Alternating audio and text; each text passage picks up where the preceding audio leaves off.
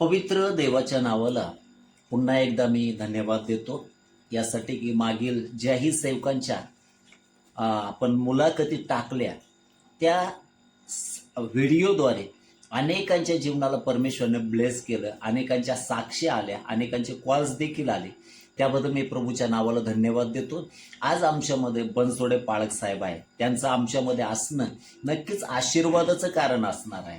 त्यांच्या जीवनामधील ख्रिस्ताचा अनुभव आपण त्यांच्या तोंडून ऐकूया, जो आमच्या आत्मीय जीवनाला नक्कीच एक ऊर्जा देणारा असेल, आम्हाला विश्वासामध्ये मुळवणारा असेल. म्हणून विशेष करून आजच्या दिवसाबद्दल देवाला धन्यवाद. पाळक साहेब, प्रेज द लॉर्ड. विशेष करून मला हे सांगा की तुमचा तारणाचा अनुभव काय आहे किंवा ख्रिस्ताचा अनुभव तुम्हाला कसा आला, काय सांगा. यासाठी फार महत्वाची गोष्ट म्हणजे आमचं बालपण जे गेलं, ते बालपण आमचं सर्व धार्मिकतेमध्ये गेलं. कारण आम्ही त्याच प्रेमायसेसमध्ये राहतो, त्याच वातावरणामध्ये आमचं लहानसं मोठं झालो की ज्या स्थितीमध्ये आम्हाला शिकवणारे आमचे सन्माननीय पाळक साहेब, बिशप साहेब, आमचे संडे स्कूलचे टीचर, की ज्यांचं नाव घ्यायला मला अतिशय अभिमान वाटतो. सर्वांचे नाव सांगा. यांचं नाव म्हणजे माझ्या पिरियडमध्ये लहान असताना काळसेकर सर हे आमचे चर्चचे, मी सेंट सोर्स कॅथेड्रल चर्चचा सभासद आहे आजही. आणि मग काळसेकर सर असायचे, पी सोनावणे साहेब असायचे, आणि विशेष म्हणजे मग रुतबाई ठोंबरे आमच्या संडे स्कूल चालवायच्या, सुनीतीबाई अलसमराव, हे अतिशय म्हणजे इतकं त्यांच्यामध्ये ते भरभरून असायचं, आवेश असायचा की जर आम्ही संडे स्कूलला नाही गेलो तर सोमवारच्या दिवशी आम्हाला शिक्षा करायचे, ते वर्गामध्येच उभे करायचे, कारण ते वर्ग शिक्षक असायचे आमच्या, आणि तेच आमचे संडे स्कूल घ्यायचे. असं करत करत ते बालपण आमचं पुढं गेलं. आणि त्यानंतर मग परत आमचं निवासस्थान जे बदललं ते मिशन कॉम्पाऊंडमध्ये आम्ही आलो. मिशन कॉम्पाऊंडमध्ये आम्ही आलो साधारणपणे बघा, आता नाही म्हटलं तरी 60-70 वर्ष झाले. आमची आजी हे बिशप साहेब, जे पहिले बिशप असायचे, मला वाटतं बिशप लॉईड वगैरे, त्या पिरियडमध्ये त्यांच्या बंगल्यामध्ये स्वयंपाकाचं काम करायचे. त्याच्यानंतर माझे आई आणि वडील सेंट मोनिका ट्रेनिंग कॉलेजमध्ये कामाला असायचे. ते पण आम्हाला पवित्र त्याच्यातलं आम्हाला ते आध्यात्मिक सेवा मिळायची. आणि विशेष म्हणजे आमची आई आणि वडील मला सायकलवर घेऊन संडे स्कूलला सोडायचे. म्हणजे धार्मिक कुटुंब. 2.5 गुंठापासून, 2.5 गुंठ म्हणजे सावेडी रोड, आत्ताचं जे सेंट मोनिका डीएड कॉलेज आहे तिथून घेऊन आम्हाला संडे स्कूलला सोडायचे, परत घ्यायचे. आणि विशेष म्हणजे जसं मग मोठं होत आलो, मग ज्यावेळेस आम्हाला सगळ्यात जास्त हे काय म्हणतात की सहवास जो मिळाला, मला वैयक्तिक जो सहवास मिळाला तो सन्माननीय बिशप वैरागर यांच्याबरोबर फार मोठा सहभाग भेटला. त्यांनी माझ्याकडे फार बारकाईने लक्ष दिलं, आणि मग त्यांनीच मला पुढं शिक्षणाला बंगालमध्ये पाठवलं, ट्रेनिंगला पाठवलं, आणि तिथून पुढं मग जीवनामध्ये अतिशय महत्वाचं परिवर्तन झालं. मग खरं तिथून आम्हाला जे शिक्षण मिळालं, धार्मिक शिक्षण मिळालं, ज्या शिक्षणामध्ये चर्च अँड डेव्हलपमेंट हा विषय होता, म्हणजे बायबलचं ज्ञान होतं आणि सामाजिक ज्ञान होतं, सामाजिक विकास. तर ह्या दोन्ही सांगड घडत असताना आम्हाला चांगलं घडवण्यात आलं, आणि त्याचाच परिणाम पुढं होत मग संगती चांगली भेटली. त्या संगतीमध्ये राहत असताना मग परमेश्वराचं रहस्य काय आहे, परमेश्वराचं महत्व काय आहे, परमेश्वर आमच्यासाठी कसा केला, येशू ख्रिस्ताचं जास्त महत्व आम्हाला त्या ठिकाणी पटलं गेलं. आता महत्वाची गोष्ट विचारू इच्छितो. प्रेषित 22 मध्ये प्रेषित पौल स्वतःची साक्ष सांगतो की तो गमलिएलच्या पायाजवळ बसून लहानचा मोठा झाला. ती त्याची साक्ष आहे. आणि नियमशास्त्राचं शिक्षण त्याला कडकडीतरीत्याने मिळालं. नक्कीच तुमच्यासाठी एक आनंदाची गोष्ट आहे की जे संडे स्कूल टीचर तुम्हाला लाभले आहे, खरोखर ते आपल्या जडणघडणीसाठी मोलाचं पात्र आहे. विशेष कोणी एक गोष्ट सांगू इच्छितो, प्रत्येक मंडळीमध्ये संडे स्कूल असावं, कारण हे जीवनभराचे संस्कार त्या ठिकाणी होतात आणि ते नेहमी आपल्या आठवणीमध्ये असतात. अत्यंत मोलाची गोष्ट. म्हणून त्या गोष्टी तुम्हाला मिळाल्या, चांगले सेवक मिळाले, ते काळजीवाहू मिळाले, आणि तुम्हाला वाढवणारे मिळाले, वैयक्तिक काळजी घेणारे. वैयक्तिक काळजी घेणारे. यामध्ये अजून एक महत्वाचा मुद्दा की ज्याही मंडळामध्ये सेवक सेवा कार्य करतात त्या प्रत्येक सेवकाचं काम हे आहे मंडळीकडे लक्ष देणं, जाऊन त्यांची काळजी घेणं, त्यांना वचनामध्ये वाढवणं. आणि या प्रकारे जर आपण केलं, नक्कीच ते ख्रिस्तासाठी कुटुंब आशीर्वादाचं कारण असं. मला महत्वाचा मुद्दा तुम्हाला हा सांगायचा येस येस की अगोदर मी तुम्हाला तोच प्रश्न विचारला होता. प्रेषित पौल गमलियलच्या पायाजवळ बसून शिक्षण घेतलं आणि नियमशास्त्राच्या दृष्टीने तो परुषी होता, येस निर्दोष होता, सगळ्या काही गोष्टी होत्या, परंतु तरी देखील त्याला ख्रिस्ताची ओळख नव्हती. काय म्हटलं मी? ख्रिस्ताची ओळख. त्याला ख्रिस्ताची ओळख नव्हती. माहिती असून चालत नाही, अनुभव महत्वाचा. अनुभव फार महत्वाचा. काय महत्वाचा आहे? अनुभव. अनुभव. म्हणून अनुभवहीन जीवन विश्वासामध्ये मुळवलं जात नाही. नाही जात. 2003ला मला माझ्या आजारपणामुळे ख्रिस्ताचा अनुभव आला आणि त्या एका अनुभवावर देवाने माझं जीवन ख्रिस्तामध्ये उभारलं. आणि तो अनुभव एवढा सटीक होता की मी दर्शन घेतलं, मला दर्शन दिलं प्रभू येशूने, आणि ते माझं जीवन बदलणारं ठरलं. तुमच्या जीवनात अशी कोणती घटना घडली फार की महत्वाचं. ज्याच्याद्वारे तुम्हाला अनुभव आला येशू जिवंत आहे, तो सत्य आहे? काय सांगा? ही फार महत्वाची गोष्ट आहे की येशू जिवंत आहे, सत्य आहे. ज्या ज्या वेळेस आम्ही म्हणजे आमचं कार्य म्हणजे सोशल वर्कमध्ये असायचं, धर्म प्रांताच्या अंतर्गत जे काही विंग चालू होतं, डायसेशन बोर्ड ऑफ सोशल सर्व्हिस, त्या अंतर्गत काही गावामध्ये गावांची निवड केली होती. त्या गावाच्या निवडीमध्ये सर्वसाधारण मग आम्ही जायचो तर आमच्याच कम्युनिटीमध्ये जायचो. तिथे गेल्यानंतर आम्ही तिथं मुक्काम करायचो, राहायचो, आम्हाला तिथल्या बारीक सारी गोष्टी समजायच्या. मग साहजिकच ख्रिस्ती कुटुंब असल्यामुळं आम्ही त्या ठिकाणी बायबल वाचून प्रार्थना करायचो.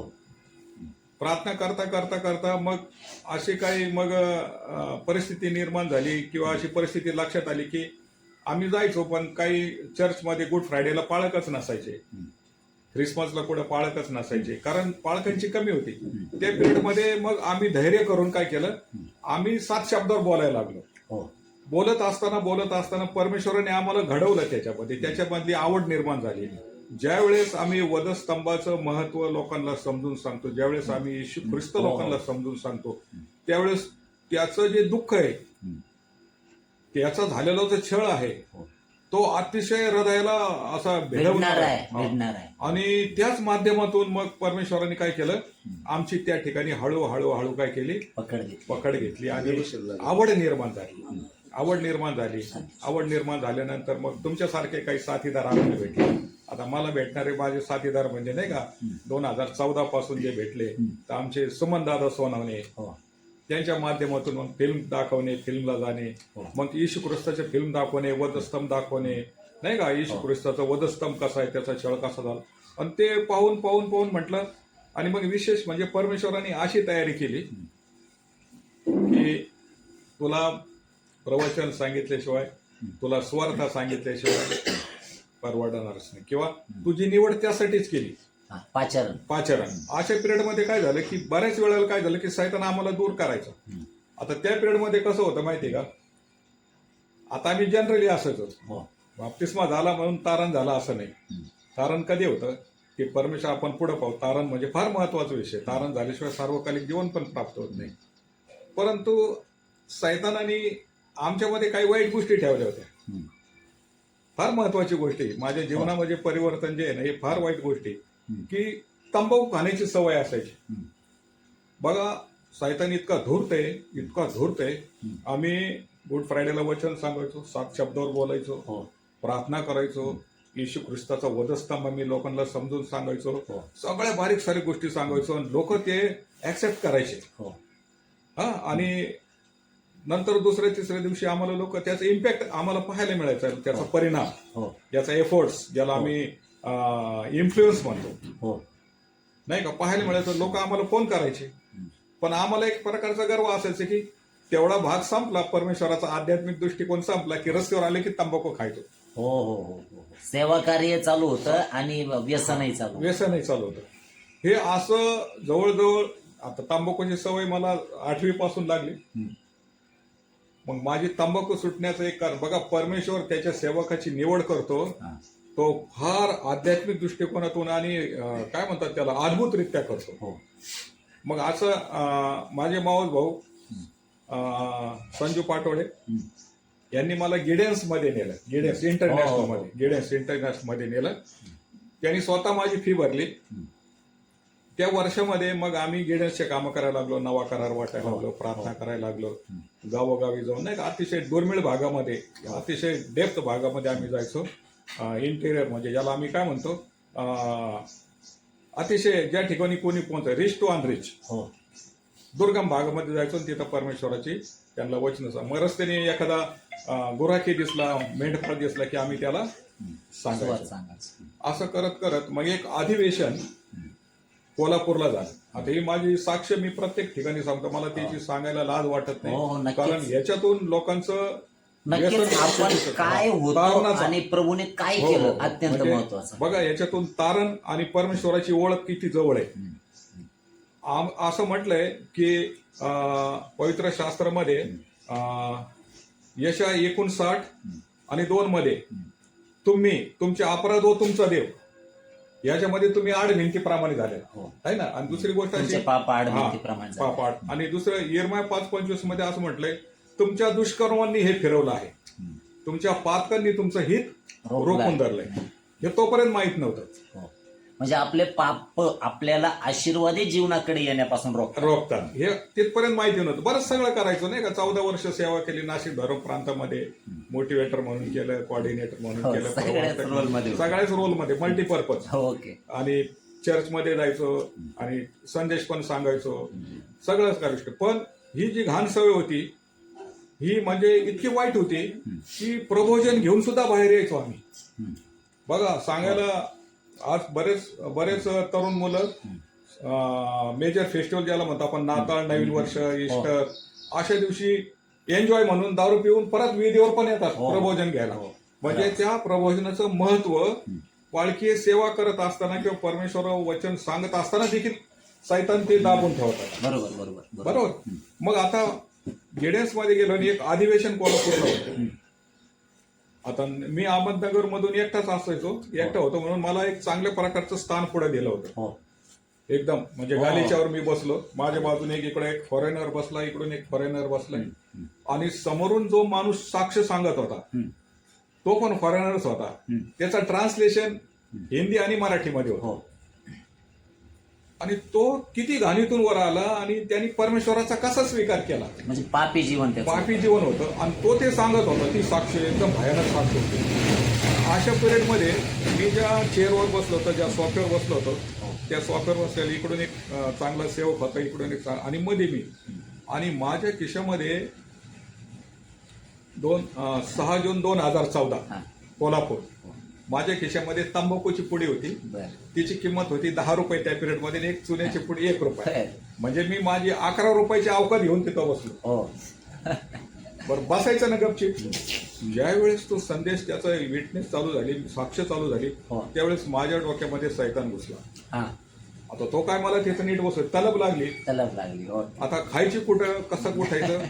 पण अशा मुश्किल मधून मी उठलो आणि बाहेर आलो तर बाहेर मंडप, मोठा मंडप, आणि लोक जात येत होते. आता लोकांपुढे कशी तंबाखू खायची. पाळक साहेब, मी संडासामध्ये गेलो आणि जनरल संडास होतो मला, जनरल टॉयलेट कशाचा, त्या ठिकाणी तंबाखू मळली, खाल्ली, 15 मिनिटं घाणीत थांबलो. कारण तंबाखू खाल्ल्यानंतर थोडं स्ट्रोक बसला पाहिजे का नाही. आणि मग त्या ठिकाणी मी ते थुंकलो बेसिनमध्ये, वॉश बेसिनमध्ये, तो गुळणा वगैरे केला आणि मग मी येऊन बसलो माझ्या खुर्चीवर. त्यावेळेस ती व्यक्ती, ती घटना, ती साक्ष, ती ऑपॉर्च्युनिटी माझी निघून गेली. पण परमेश्वरांनी तिथं कार्य केलं, सुरू झालं त्या ठिकाणी. तुझ्यासारखा हलकट माणूस, नीच माणूस, नीच वृत्तीचा माणूस शोभू शकत नाही. हे तूच नाही तिथं सुरू लागले. हे इन्स्पायरेशन, हे देवाचा आत्मा जेव्हा काम करतो ना, त्यावेळेस आपल्या पापाची जाणीव तो करून देतो. म्हणून तुम्हाला पाप आहे, चूक आहे, देवाच्या अपेक्षा किंवा देवाच्या इच्छेच्या विरोधात हे जाणीव झाली, देवाचा आत्मा काम करायला लागला. आणि मग बघा, जास्त वेळ नाही, 7 मिनिटाचं ऑपरेशन झालं. 7च मिनिटाच्या आत उठलो, बाहेर आलो, आणि ती तंबाखूची पुडी आणि चुन्याची पुडी सगळ्यांच्या समोर आता ती अशी चुरगळून त्या गार्डन मध्ये फेकून दिली येशू ख्रिस्ताच्या नावाने. संपला विषय. तर आज ते टुडे आजपर्यंत Praise the Lord. त्या व्यसनापासून तिथून मग माझे परमेश्वराचे आशीर्वाद त्याचे दार मोकळे झाले. चालू झाले. महत्वाची एक गोष्ट हा. बघा, तुम्ही सांगितलं, तुम्ही वचन सांगत होता, तुम्ही सगळे काम करीत होता, त्या व्यतिरिक्त गायछाप खात होता. हा. असेच अनेक सेवक आहेत. है ना? हा. ते सेवा कार्य करतात, ते व्यसनही करतात, ते दारू पितात, काही व्यभिचारामध्ये आहे, अनेक पाप त्यांच्या जीवनामध्ये आहे. तर त्यांना काय सांगाल त्याच्याबद्दल? सांगायचं एवढंच आहे की तुम्ही सर्व जग मिळवलं. कारण पवित्र शास्त्रामध्ये अनुवाद आणि याचा 7वा अध्याय आणि 26व्या वचनामध्ये असं म्हटलंय, कुठलीही अमंगळ वस्तू तू आपल्या घरी आणू नकोस, कारण ती नाशच पात्र ठरलेली गोष्ट. हो, तिच्यावर परमेश्वराने शिक्का मारलाय. हो. आणि जर तिचा पूर्णपणे अवेअर कर, काय कर, तिचा अवेअर कर, कारण ती नाशच पात्र ठरली. कारण तुझा पण नाश त्याच्यामुळेच होईल. बरोबर बरोबर. नाशच पात्र वस्तू. आता तसं गलतीकारक पत्र 5वा अध्याय 19व्या वचनामध्ये सगळ्या प्रकारचं त्या ठिकाणी ती मोठी लिस्ट आहे. पापाबद्दल लिस्ट पापाबद्दल लिस्ट आहे, त्याच्यामध्ये हा एक प्रकार येतो, आहे ना. म्हणून ही जी परमेश्वराला न आवडणारी कुठलीही गोष्ट, तुम्ही परमेश्वराचं कार्य करा. म्हणून परमेश्वराचं एक वचन आहे, मत्तेकृत शुभवर्तमान याचा 7वा अध्याय आणि 21व्या वचनामध्ये असं म्हटलं की तुम्ही मला प्रभूजी प्रभूजी म्हणणारे, काय म्हटलंय त्याच्यामध्ये, प्रभूजी प्रभूजी म्हणता, परंतु तुमचा स्वर्गाच्या राज्यामध्ये प्रवेश नाही होणार, कारण तुम्ही माझ्या पित्याच्या आज्ञेप्रमाणे करीत नाही का. म्हणून तिथं ज्या प्रकारे म्हटलंय, हा. प्रभू येशू म्हणतो, तुम्ही म्हणाल की मी तुझ्या नावाने भूत काढले, हा. संदेश दिले, सगळं काही फार केलं. महत्त्वपूर्ण ख्रिस्त तिथं म्हणतो की मी तुला ओळखत नाही. म्हणून जर आपण सेवा कार्य करतो किंवा प्रभूने दिलेलं काम करतो, परंतु जर ते देवाच्या इच्छेनुसार नसेल तर ते व्यर्थ होऊन जातं. बरोबर ना. म्हणून सेवा कार्य देखील आपण फार देवाच्या महत्त्वाचं. इच्छेनुसार करावं, इच्छे. अत्यंत महत्वाचे. आणि दुसरी गोष्ट एक, जर आम्ही परमेश्वराच्या स्वाधीनाधीन आहे असं आम्ही गृहीत धरलं, परमेश्वर स्वाधीनाधीन जर आहे, हो. तर मग आम्ही परमेश्वराचे सेवक झालो. आणि आता संदेश तर नाही म्हणता येणार, पण आम्ही संदेश देतो. हो, परमेश्वराचं प्रवचन आम्ही सांगतो. प्रवचन सांगणं म्हणजे आम्ही परमेश्वराचं महत्व आणि येणाऱ्या काळामध्ये काय घडणार आहे हे पवित्र शास्त्रामध्ये लिहिलेलं आहे, त्याच गोष्टी आम्ही सांगू, आमच्या मनाचं नाही सांगू शकत. आता तुम्ही सेवा कार्य करता, तुमचे जे देवाने तुम्हाला असे कुठले विषय दिले की जे तुम्ही मंडळीमध्ये किंवा मीटिंगमध्ये शेअर करता? फार महत्वाचा विषय आहे की मनुष्याने सारं जग मिळवलं आणि त्याचा आत्म्याचा नाश केला तर त्याला काही लाभ नाही, पहिली गोष्ट. दुसरी गोष्ट अशी की तारण झाल्याशिवाय सार्वकालिक जीवन मिळत नाही. आणि तारण होण्यासाठी आम्हाला पाप, शाप, मरण या 3-4 गोष्टी याच्यापासून आम्हाला अलिप्त व्हावं लागेल. पहिलं आमचं पाप आम्हाला दिसलं पाहिजे, आमच्या पापाची लाज आम्हाला वाटली पाहिजे, आणि आम्ही ते पाप पुन्हा करू नये म्हणून आमच्या मनाचा निश्चय केला पाहिजे की, पुन्हा एकदा सांगा हे 3 मुद्दे. पहिली गोष्ट, आमचं तारण जर व्हायचं असेल किंवा तारण होणाऱ्याचं जी व्याख्या आहे की तो पापापासून मुक्त झाला, शापापासून मुक्त झाला, आणि मरणापासून मुक्त झाला, आणि दंडाज्ञेपासून मुक्त झाला. या 4 गोष्टी. दंडाज्ञा फार महत्वाची. दंडाज्ञा म्हणजे परमेश्वराचा कोप, याच्यातून जो मुक्त होतो त्याचं तारण होतं. म्हणून तारण झाल्याशिवाय आम्हाला सार्वकालिक जीवनामध्ये प्रवेश नाही. मग तो माणूस, परमेश्वर म्हटलाय नाही का, यिर्मया 9 अध्याय आणि 29 वचनामध्ये म्हटले, बुद्धिमानाने आपल्या बुद्धीचा गर्व करू नये, बलाने आपल्या बलाचा गर्व करू नये, नाही का, ज्ञानाने आपल्या ज्ञानाचा गर्व करू नये. करायचंच असेल तर आमचा प्रभू येशू ख्रिस्त, त्याची ओळख आम्हाला आहे, तो आम्ही त्याला ओळखतो, त्याची त्याला ती जाणीव असावी. या गोष्टी जर आम्ही सोडल्या तर गर्वाने सगळ्या गोष्टी निष्फळ होतात. हो, गर्वपतनाचं कारण आहे. हा, कारण गर्वापासून काय होतं, आमचं सार्वकालिक जीवन बाजूला, आणि अल्टिमेटली आम्ही काय जातो, सैतानाकडे जातो. आमची परीक्षा तीच होती ना मग. म्हणून परमेश्वर आम्हाला या चांगल्या गोष्टी पवित्र शास्त्राच्या माध्यमातून सांगतो, आणि सांगण्यासाठी त्यांनी त्याचे सेवक आणि संदेश ते निर्माण केले. तारण करून घेण्यासाठी काय करावं? तारण करून घेण्यासाठी परमेश्वर बघा, हेच केले याचा जर काढलं तर बरं होईल तुम्ही.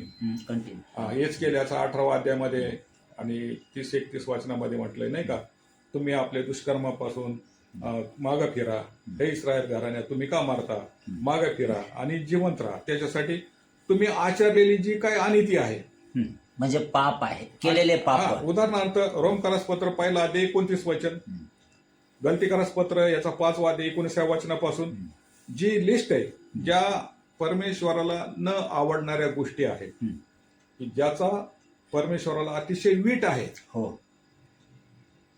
त्या गोष्टी जर आमच्या अंगी असतील, हम्म. त्या गोष्टीबरोबर जर आम्ही आमचं जीवन जगत असेल, हो. तर त्याचा आम्हाला अजिबात काही फायदा होणार नाही आणि परमेश्वर आम्हाला त्याच्याबद्दल काही आशीर्वाद देणार नाही, हो. आहे ना. म्हणून सर्वप्रथम तारण होण्यासाठी आम्हाला पश्चाताप करणं फार गरजेचं आहे. पश्चाताप करणं फार गरजेचं आहे, ज्याचा उल्लेख परमेश्वराने प्रकटीकरण 2 अध्याय 5व्या वचनामध्ये असं म्हटले, तू कुठून पतन पावलास याची आठवण कर, हो. तू आपले पहिले कृत्य कर, हो. आणि तू जर ते केले नाहीस तर मी तुझ्याकडे येईन आणि तुझ्या ठाई घातलेली समय मी त्या ठिकाणी काढून घेईन. म्हणजे आम्ही काय झालं, समय काढल्यानंतर अंधार, जसं पेत्राने म्हटलं, प्रभू येशूवर विश्वास ठेव, म्हणजे तुझं तारण होईल. तर ह्या गोष्टी फार महत्वाच्या आहेत. या जीवनामध्ये आम्ही ह्या गोष्टी करायला पाहिजेत. आणि विशेष म्हणजे आमची फेलोशिप, आमची संगत, आमचं उठणं, आमचं बसणं कोणामध्ये, हो. कारण सहभागिता. कारण हा जो काळ चाललाय हा अतिशय भयानक चाललेला आहे. कारण असं आता हे वचन मी सांगतो, पण आता हे वचन कुठे मॅच होतं मला माहिती, पण माझ्या दृष्टिकोनातून माझ्या कॉन्शियस प्रमाणे असं म्हटलंय, प्रकटीकरण 12:12, स्वर्गांनो आणि त्यात राहणाऱ्यांनो उल्हास करा, कारण समुद्र आणि पृथ्वी यावर अनर्थ ओढवला आहे. सैतान आपला काळ थोडा राहिला हे समजून अतिशय संतप्त होऊन खाली तुमच्याकडे आलेला आहे. मग तो खाली आल्यावर आम्हाला काय औषध पाणी करणार आहे का, डोकं दाबणार आहे का, आमची सेवा करणार? तो आम्हाला योहान 10:10 प्रमाणेच करणार. विनाश करण्यासाठी चोर येतो केवळ चोरी आणि घात आणि नाश करायला येतो, तो काय आम्हाला सार्वकालिक जीवन देण्याला. परंतु या जगामध्ये जगत असताना आम्हाला 2 मेंढपाळ आहेत. 2 मेंढपाळ फार महत्वाचे. जो मेंढपाळ तो आम्हाला योहान 10:10 मध्ये म्हणतो, मीच उत्तम मेंढपाळ आहे. हो. आणि उत्तम मेंढपाळ आपल्या मेंढरासाठी काय करतो, प्राण देतो. हा पहिला मेंढपाळ. हो. दुसरा मेंढपाळ स्तोत्रसंहिता 49 आणि 14, ते मेंढराच्या कळपाप्रमाणे अधोलोकासाठी नेमलेले आहेत, आहे ना. आणि मृत्यू त्यांचा मेंढपाळ आहे. म्हणजे हा मृत्यू म्हणजे सैतान. ज्या ज्या वेळेस सैतान आमच्या अंगामध्ये शिरतो, की ज्या ज्या वेळेस आमची वृत्ती, आमचं नेचर, आमचं बिहाव, स्वभाव ज्यावेळेस आम्ही सैतानाप्रमाणे करतो, त्यावेळेस आमचं पतन झाल्याशिवाय राहणार. आता वेळ थोडा राहिलेला आहे. आता काळाच्या शेवटी आलो आम्ही. आता काळाच्या शेवटी 1-2च गोष्टी आम्हाला समजायला पाहिजे, की आमचं तारण साधून घेऊन आम्हाला सार्वकालिक जीवनाकडे जायला पाहिजे. ज्याची तसं पाहिलं तर मग आमच्या जीवनाची व्याख्या शमूएल 2:2 मध्ये पण 2 अध्याय आणि 14 वचनामध्ये असं म्हटलंय, की नाही का, आमचं जे काही जीवन आहे, मानवाचं जीवन, हे भूमीवर सांडलेल्या पाण्यासारखे. हो, नक्कीच. ते सांडलेलं पाणी परत भरून घेता येत नाही. आणि परमेश्वर प्राण हरण करत नसतो. परमेश्वर प्राण हरण करत नसतो, तर घालून दिलेला इसम त्याच्यापासून दूर जाऊ नये म्हणून ती योजना करतो. ती योजना म्हणजे आजच्या युगामध्ये असलेले चर्चेस, असल्या युगामध्ये या मंडळ्या आणि मंडळाला चालवणारे याजक, मंडळाला चांगल्या प्रकारचं ज्ञान देणारे, चांगल्या प्रकारचे उत्तम पाळक, ज्याला आम्ही उत्तम मेंढपाळ पण म्हणू शकतो, नाही का. नक्कीच. कारण येशू ख्रिस्त मला वाटतं पेत्राला म्हटला होता ना, तू माझ्यावर प्रेम करतो काय, योहान शेवटचा आहे ना. तो म्हणतो हो, मग माझे मेंढर चार. मग ते मेंढर प्रामाणिकपणे चारणारे असे याजक, असे धर्मगुरू आम्हाला आज या काळाची गरज आहे. लाभायला पाहिजे, असायला पाहिजे, आहे ना. आणि जर आता माझी सत्संग बुद्धी, स्पष्ट सांगतो, माझी सत्संग बुद्धी जर मला वाटतंय मी चांगल्या प्रकारचं ज्ञान देऊ शकत नाही, एक याजक म्हणून, एक पाळक म्हणून, एक परमेश्वराचा सेवक म्हणून किंवा निवडलेला सेवक म्हणून जर मी माझ्या लोकांना चांगल्या प्रकारचं सत्य ज्ञान देऊ शकत नाही, अल्टिमेटली माझं पतन झालंय. मला सार्वकालिक जीवन मिळणार.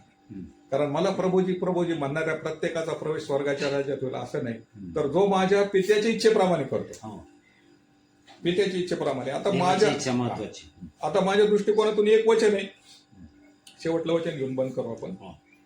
एक वचन आहे की यशया 58:6 मध्ये फार महत्वाचं वचन आहे. उपासाच्या संदर्भामध्ये दिलंय, पण ते जनरल आहे, असं एकदम कॉमन आहे, ते कोणालाही कुठेही लागू होऊ शकते. दुष्टतेच्या बेड्या तोडाव्यात, हम्म. जुवाच्या दोऱ्या सोडाव्यात, हो जाचलेल्यास मुक्त करावे, सारे जोखड मोडून काढावे. हो हो हो. तू आपलं अन्न भुकेल्यास द्यावे, निराश्रय दिसल्यास त्यास तू आपल्या घरी आणावे, है ना. आणि तो आपल्या बांधवास किंवा जो निर्वस्त्र आहे त्याला वस्त्र द्यावे, तो आपल्या बांधवास तोंड लपवू नये. नक्कीच. ही कमांड आहे, ही आज्ञा आहे. हो ही चांगल्या पालकासाठी, चांगल्या याजकासाठी, नक्कीच. चांगल्या परमेश्वराच्या सेवकासाठी हे दिलेली आज्ञा फार महत्वाची. हो आणि मग ह्या आज्ञेपासून जर आम्ही दूर गेलो तर मग मला प्रभूजी प्रभूजी म्हणणाऱ्याचा स्वर्गाच्या राज्यात प्रवेश नाही. बरोबर. मग आम्ही किती म्हटलं मी तुझ्या नावाने भूत काढले, संदेश नाही दिला का, महत्कृत्य केले, पण ते म्हणतो अरे आणि ती करणारा माझ्या पडसून निघा. म्हणजे आज्ञापालन सेवक असो, Yes. मंडळी असो, कोणीही असो, त्या हो. प्रत्येकासाठी महत्वाचं आहे. फार महत्वाचं आहे. हा जर हे केलं तर मग परमेश्वराने तो आशीर्वाद लगेच दिलाय ना पुढं. नक्कीच. तू जर असे करशील, तू जर असे करशील तर तुझा प्रकाश प्रभातीपणे फाकेल. हो. तुझी जखम लवकर बरी होईल, तुझी जखम लवकर बरी होईल. आणि तुझी नीतिमत्ता आणि धार्मिकता, नीतिमत्ता आणि नीतिमत्ता फार महत्वाचा विषय आहे. हो. कारण येशू ख्रिस्ताने ज्यावेळेस वधस्तंभावर त्याचा प्राण अर्पण केला त्यावेळेस त्यांनी आमच्यासाठी 4 गोष्टी पूर्ण केल्या. पहिली गोष्ट त्यांनी आमच्यासाठी प्रायश्चित केलं, दुसरी गोष्ट त्यांनी आमच्यासाठी खंडणी भरली, हो तिसरी गोष्ट त्यांनी आमच्यासाठी रथ बदली केली. रथ बदली म्हणजे ट्रान्झॅक्शन, हो देवाणघेवाण. हो. परमेश्वर येशू ख्रिस्ताने आमचं घाणेरडं अतिशय दुर्गंधी असलेलं पाप, वधस्तंभावरील आदला बदल.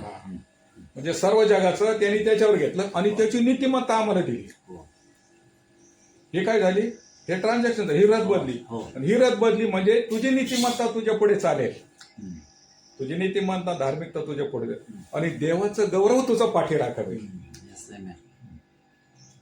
हा विषय ज्या वेळेस समजतो आणि ज्यावेळेस आम्ही त्याला अंगी करतो, आम्ही स्वीकारतो आणि त्याच्याप्रमाणे वागतो, नाही का, त्याच्याप्रमाणे वागतो, तेव्हा आमचं या ठिकाणी आमचा विश्वास आणि आमची कृती, ऍक्टिव्हिटी फार महत्वाची. म्हणून एक शेवटलं वचन सांगतो. परमेश्वराने येशू ख्रिस्ताने पवित्र शास्त्रामध्ये असं म्हटलंय, लोकऋषी वर्तमानाचा 6वा अध्याय आणि 46 वचन, तुम्ही मला प्रभूजी प्रभूजी म्हणता, तुम्ही मला प्रभूजी प्रभूजी म्हणता, पण मी सांगतो ते का करत नाही, आहे ना.